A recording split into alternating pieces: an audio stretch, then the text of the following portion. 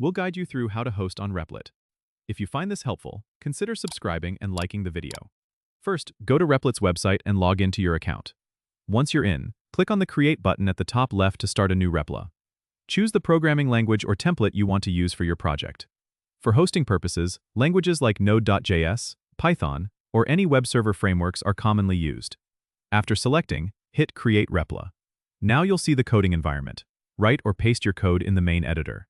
If you're hosting a web application, make sure your server listens on the correct port. Replit typically uses port 8080 by default. In the left sidebar, click on the Run button to start your project. This will build and run your application, and you'll see the output in the console at the bottom. For web applications, Replit provides a live link to access your app. You'll find this link in the Web View pane on the right side. This URL is public and can be shared with others to view your hosted project. If you want to configure your hosting settings, click on the Tools icon and select Secrets to manage environment variables, or Shell for command line access. Replit automatically handles package installations and updates, but you can manually update packages through the shell if needed. This setup is great for quick deployment and testing.